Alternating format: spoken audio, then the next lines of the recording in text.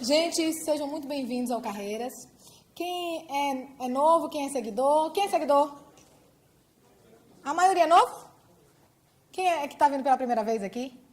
Muita gente! Bem-vindos! Ah, o Ike, querido, um dos que mais é sorteado aqui no Carreiras. Tony, prazer vê-lo.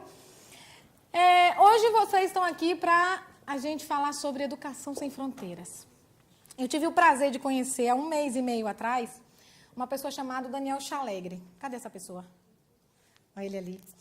E a gente conversando, né, sobre o projeto Carreiras, né, o quanto eu sou apaixonada pela educação, e ele também, né, trabalha no projeto UNO. Ele me falando, eu disse, muito bem, eu gostaria muito de tê-los aqui no meu programa. E olha que privilégio, a diretoria está presente, né? E vieram de São Paulo, especialmente para o nosso programa. Olha que bacana, gente. Estou muito feliz com isso. Como estou a cada programa que realizo a cada mês aqui. A gente ficou 2 meses sem vir. Quem sentiu falta do Carreiras? Todos nós, né? Ah, que coisa boa! Então eu vou começar chamando ele, que é o diretor global do projeto UNO. Por favor, Pablo Dobert. Pablo Dobert. Palmas para ele, por favor, gente. Pode acender as luzes, por favor, Renan, para as pessoas enxergarem. E, por favor. Também tive o prazer já de conhecer nos bastidores, né, essa pessoa que é a diretora de conteúdo do UNO Internacional. Por favor, Beatriz Elias.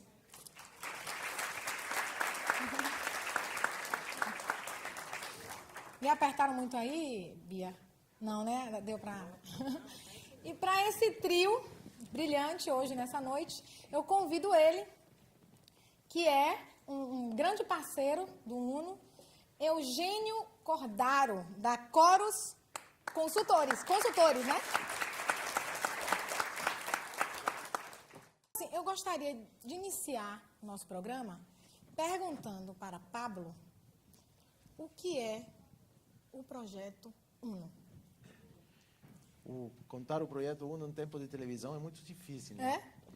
Mas UNO é uma intenção de todo um grupo de pessoas de enfrentar de um jeito absolutamente sério e profissional a ideia de mudar a educação.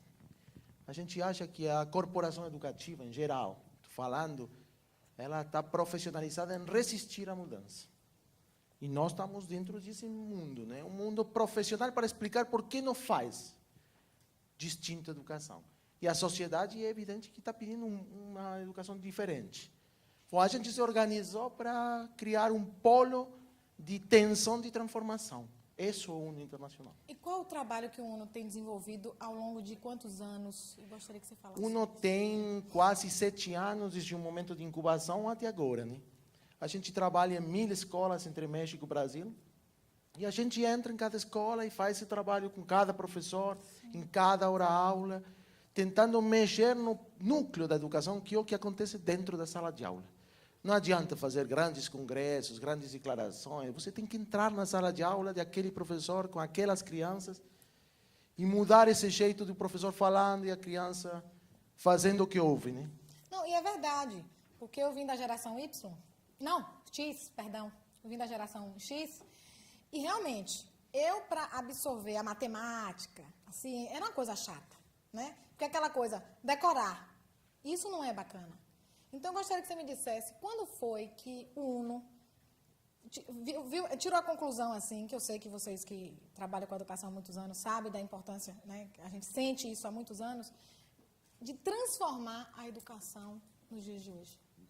A gente fez 2 ou 3 coisas. A gente começou a olhar de verdade as avaliações internacionais. E as avaliações internacionais falam claramente que a América Latina não adianta. Está no pior posto dos rankings, qualquer ranking de avaliações internacionais de educação. E está homogeneamente mal. A educação pública está mal, mas a educação particular também está mal.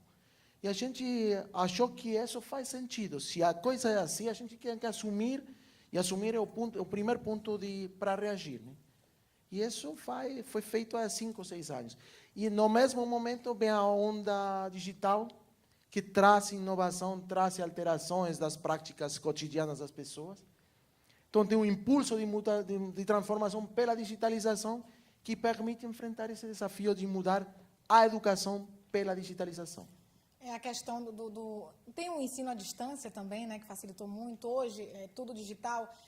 Há pouco tempo, o EAD foi começando a ter força, né, dentro das instituições de ensino. E as pessoas meio que resistiram. Isso é muito normal ainda, hoje, na maioria das instituições que vocês atuam, as pessoas ainda têm realmente uma resistência? Mas não é, Fátima, o AD realmente o que traz inovação. É a tecnologia na sala de aula. A tecnologia no dia a dia de todo mundo que está fazendo educação, seja AD ou seja presencial.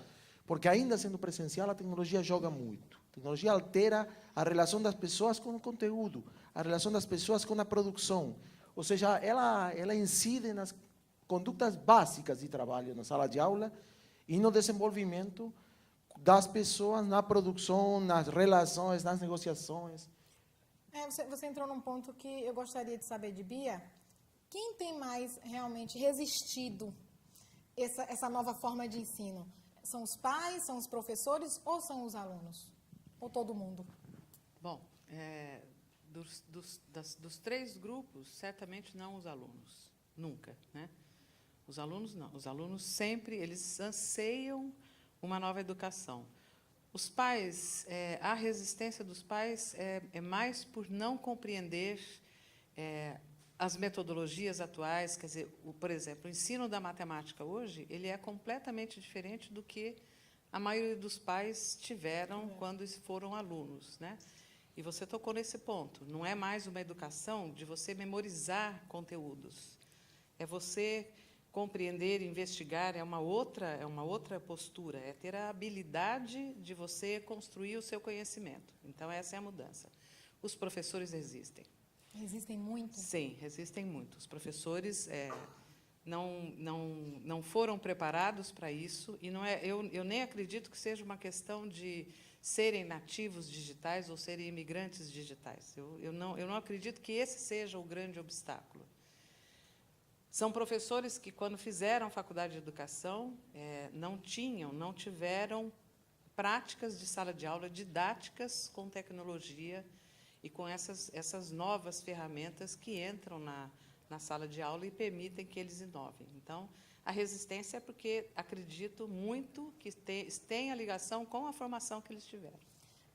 Acreditam que vocês devem ouvir muito, né, o que eles falam, né, os pais, os professores, eles acreditam que a tecnologia deixa o aluno disperso? Não, existe esse tipo de preconceito. Sim. Você citou agora há pouco o preconceito sobre educação à distância. No começo da educação à distância havia sim. Vou fazer um curso à distância, mas aí curso à distância eu vou dar um olé ali no curso, vou tirar um 10 passos e não é verdade, né? Até a gente superar o preconceito com a educação à distância foram anos. E não é assim, né? E ainda está na luta, né? Agora já diminuiu um pouco, mas antes havia muito preconceito. Agora a gente já tem, por exemplo, no Brasil, a lei permite que se tenha 20% do curso superior em EAD, né? Então, agora a gente já começa a incorporar. No caso de tecnologia, existe sim, mas a maior convicção é que professor, acredita que ele dá uma boa aula, que a metodologia e a didática dele são eficazes. E concomitantemente, os professores, de um modo geral, reclamam que os alunos estão entediados, que eles não prestam atenção na classe, porque aquele ambiente já não se ajusta mais ao que os nossos alunos de hoje querem, né, gostariam de ter. Então, tem um desajuste do aluno com a instituição e, particularmente, com a sala de aula. Isso é um problema. Eu gostaria que você falasse um pouco sobre isso, Eugênio, porque, realmente, não tem a demanda, né, quando a gente fala de EAD, se não existisse EAD, muita gente não ia estudar, não é verdade? E hoje, eu vejo muito a questão das pessoas se preocuparem com a faculdade, esquecerem que a gente tem que começar do básico. Preocupação nossa. E eu gostaria que os dois citassem, possivelmente Pablo também, a formação do cidadão, né? ela realmente só parte na adolescência, no nível médio? Ela tem que partir do fundamental? Qual seria o ponto de partida realmente para a formação do cidadão? Sem dúvida nenhuma que a formação começa desde a educação infantil. Muitos até acham que desde o berço, né, desde antes da educação infantil, já é fundamental o desenvolvimento de algumas habilidades que pode ser feito. Agora, o que eu vejo é o seguinte, tem certas habilidades que você só desenvolve até o ensino médio, depois você não desenvolve mais. Ou seja, a universidade, ela aproveita de quem desenvolveu essas habilidades e catalisa essa pessoa para que ela possa se desenvolver na função que ela vai exercer na sociedade. Então, se você pegar a teoria do Gardner, onde ele acabou com o negócio do QI, inteligência era só QI, e ele trouxe 7 inteligências, que agora já são 8. Por exemplo, a inteligência corporal. Sim. Né? A inteligência corporal me parece um negócio super importante, não só para a pessoa, mas para os outros também. Né? Então, o esporte tem uma função de prepará-lo para o trabalho na vida adulta também. Né? Por exemplo, saber perder. Tem um monte de gente que não sabe perder. Pois é. Não é? Ensino, Então, né? Os pais, você nunca pode perder. É difícil ter tantos ganhadores, né? Exatamente. Então, as outras inteligências, a inteligência musical, por exemplo, através dela você se desenvolve em outras coisas, na matemática, por exemplo, e isso cria todo um sistema que se catalisa, se reproduz mais rapidamente. Portanto, eu não tenho dúvida nenhuma que a formação inicial é fundamental e que o papel da universidade é só conduzir para uma determinada profissão, formação ou função. Mas a escola básica é o mais importante. E é exatamente onde o Brasil vai muito mal. Super mal. Verdade. E aí, do que a Bia estava falando, que eu concordo plenamente, eu só queria acrescentar a resistência, que é a minha área, do gestor ou do dono da escola. Né? Porque parece que ele não é o resistente, porque ele põe a culpa em todo mundo, menos nele. Mas ele é, em última análise, a pessoa que é responsável, ele que toma a decisão. É como se o presidente da República pudesse a culpa da economia no ministro da Economia. Ou seja, é só trocar o ministro, tá certo?